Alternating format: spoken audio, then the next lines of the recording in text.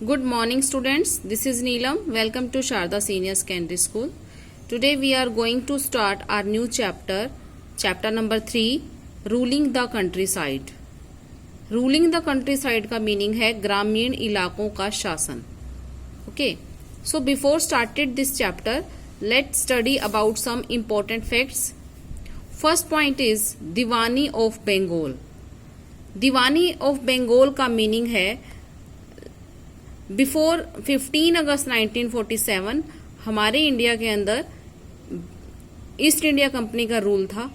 Okay, और 15 अगस्त 1765 को मतलब 12 अगस्त 1765 को Mughal emperor appointed the East India Company as the diwan of Bengal. East India Company को बंगाल का दीवान अपॉइंट कर दिया जाता है by the Mughal emperor. Okay, क्या बना दिया जाता है? बंगाल का दीवान ईस्ट इंडिया कंपनी को. अब क्या मीनिंग है इस चीज का कि उसको दीवान बना दिया गया ईस्ट इंडिया कंपनी को? इसका मीनिंग है कि as diwan the company become the chief financial administrator of the territory under the control. इसका मीनिंग है कि जो ईस्ट इंडिया कंपनी है वो चीफ फाइनेंशियल एडमिनिस्ट्रेटर बन जाती है.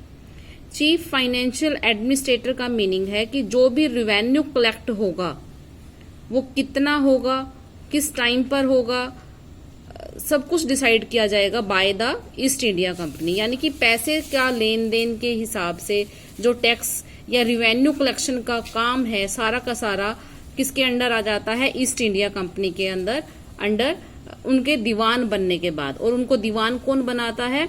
एक मुगल एम्परर. कब बनाते हैं? अगर क्वेश्चन आता है कि ईस्ट इंडिया कंपनी को बंगाल की दीवानी कब मिलती है, वो मिलती है 15 अगस्त 1765 को.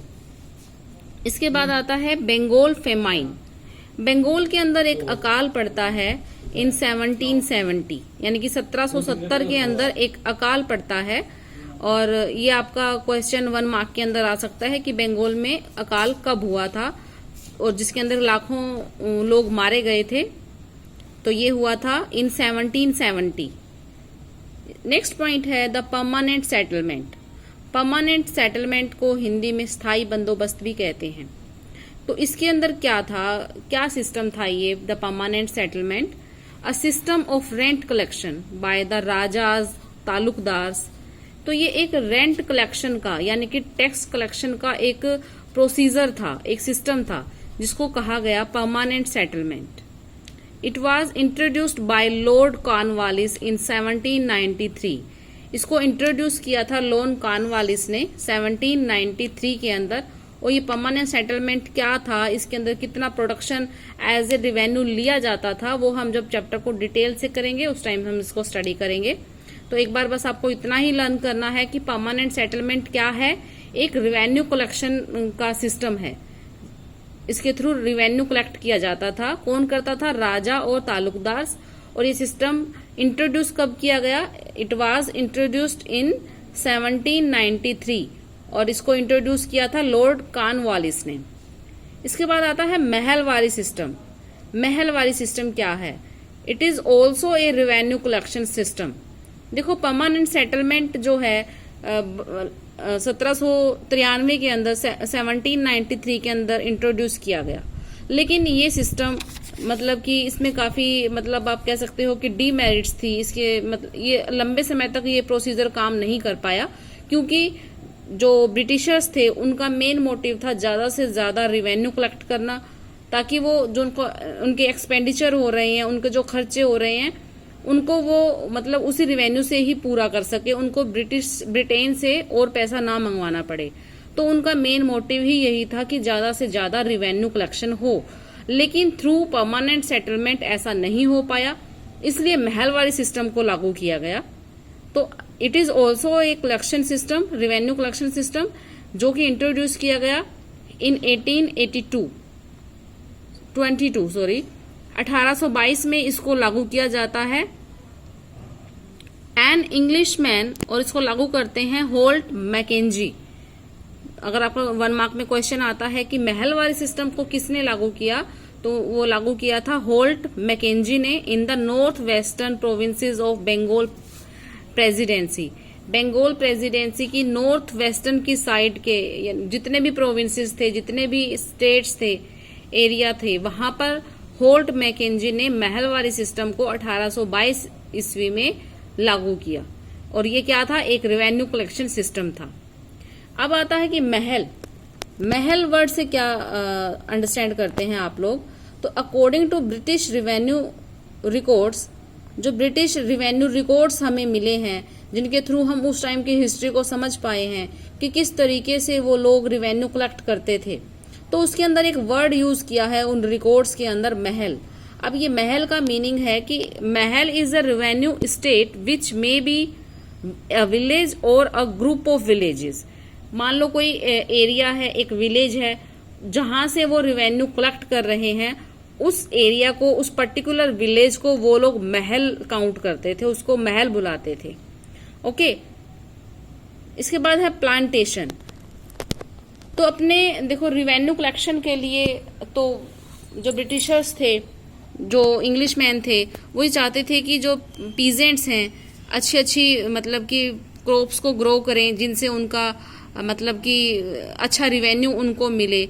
तो प्लांटेशन एसोसिएट करवाते थे, वो प्रोडक्शन करवाते थे, जैसे कि शुगर केन को प्रोडक्ट करवाते थे, कॉफी, टी, कॉटन, तंबाकू, उसी को ही प्लांटेशन कहा गया है। इसके बाद आता है बीघा। बीघा का क्या मतलब है? Bigha is a unit of measurement of land. जब भूमि को मापा जाता है, ठीक है, मेजरमेंट, उस मेजरमेंट का एक नाम है बीघा।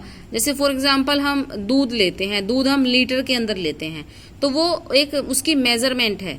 इसी तरीके से bigha is a unit of measurement of land.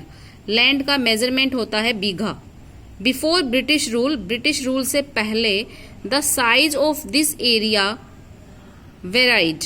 तो इस साइज का जो एरिया था, यानी कि बीघा की जो मतलब की फॉर्म है, ये बीघा मेजरमेंट की, लैंड मेजरमेंट की, ये फिक्स नहीं था। The British standardised it to about 1/3 of an acre. और जो ब्रिटिशर्स थे उन्होंने इसको स्टैंडर्डाइज्ड किया, उन्होंने इसे फिक्स किया, उन्होंने इसे कितना बताया? 1 एकड़ का 1/3 पार्ट एक बीघा कहलाता था। ओके, 1 एकड़ का 1/3 पार्ट बीघा कहलाता था। अब एक और टर्म है NIJ, निज। इसका क्या मीनिंग है? Cultivation of Indigo on planters on land. देखो जो ये ब्रिटिशर्स थे, इनको ज्यादा से ज्यादा रिवेन्यू चाहिए था, लेकिन जो ये क्रॉप्स थी, sugar cane, coffee, tea, cotton, इनसे इनको ज्यादा रिवेन्यू नहीं मिल पा रहा था। तो इन्होंने एक मतलब टेक्निक अपने दिमाग में सोचते रहते थे कि किस तरीके से रिवेन्यू को बढ़ाया जाए। तो इन्होंने क्या किया कि इंडिगो की मतलब खेती को प्रेफरेंस करवाना शुरू किया कि आप लोग, जो इंडियन पीजेंट्स थे, उनको बोला गया कि आप इंडिगो ग्रो करो। इंडिगो क्या है? जो हम आजकल नील कपड़ों में डालते हैं, उसको इंडिगो कहा जाता है। तो यूरोप के अंदर, ब्रिटेन के अंदर, वहां पर इसकी डिमांड ज्यादा थी, तो उसको ग्रो करने के लिए कहा जाता था। इसको NIJ, निज बोला गया है। तो आज के लिए इतना ही। कुछ इम्पोर्टेंट फैक्ट्स थे, हमने इसमें पढ़ा कि बंगाल को मतलब कि बंगाल ने दीवानी जो थी बंगाल की, वो ब्रिटिश की जो ईस्ट इंडिया कंपनी थी उसको दे दी गई। उस दीवानी का रिजल्ट ये रहा कि अब जो ईस्ट इंडिया कंपनी थी वो चीफ फाइनेंशियल एडमिनिस्ट्रेटर बन गई थी हमारी कंट्री की। बंगाल में फेमाइन कब आया? इन 1770। परमानेंट सेटलमेंट कब लागू हुआ? इन 1793, और इसको लागू किया लॉर्ड कॉर्नवालिस ने। और उसके बाद आता है महलवारी सिस्टम, जो कि इंट्रोड्यूस किया था मैकेंजी ने, होल्ट मैकेंजी ने 1822 के अंदर। महल कहा जाता है एक ऐसा एरिया, एक ऐसा विलेज जहाँ पर मतलब कि रिवेन्यू कलेक्शन होता है। प्लांटेशन जो थी, जैसे sugar cane, coffee, tea, cotton, तंबाकू, इनकी मतलब कि प्लांटेशन को बढ़ावा दिया गया। बीघा एक मेजरमेंट ऑफ लैंड जो था, उसको बीघा कहा गया। NIJ, निज का मतलब होता है कल्टीवेशन ऑफ इंडिगो, यानी कि नील की खेती को NIJ, निज कहा जाता था। तो आज के लिए इतना ही। Take care, good bye.